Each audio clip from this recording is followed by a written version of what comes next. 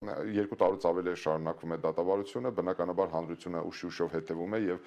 ակնկալում է ճշմարտության բացահայտմանը։ Մենք մինչև վերջ հետամուտ ենք եղել այս գործի բացահայտմանը։ Ես ինքս ինչպես հրապարակային, այնպես էլ ծնողների հետ բազմաթիվ հանդիպումների ընթացքում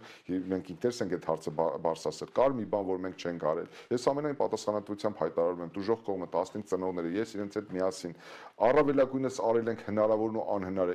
Մենք ինչ կարողություն ունեցել ենք օրենսդրության թույլատրելիության շրջանակներում բոլոր հնարավոր ու անհնար միջնորդությունների ներկայացրել ենք։ Ավելին ասեմ ձեզ, իհարկե այս մասին ես բազմաթիվ անգամներ նշել եմ։ Հիմա համապատասխան փուլում ես միջնորդելու եմ, որ դատարան հրավիրվեն եւ հարցաքննվեն վարչապետ Նիկոլ Փաշինյանը, պաշտպանության նախարար Սուրեն Պապիկյանը, ելի մի քանի առանցքային պաշտոնատար անձինք, որպեսզի հասարակությանը իրենք գան ու ներկայացնեն, թե ինչ է տեղի ունեցել այդ օրը եւ ինչ հանգամանքների վերաբերյալ են իրենց զեկույցներ ներկայացնել։ Այնպես որ այս դատաքննությունը դեռևս շարունակվում է, մենք հույս ունենք, որ մենք մյուս տարի կունենանք դատական ակտ։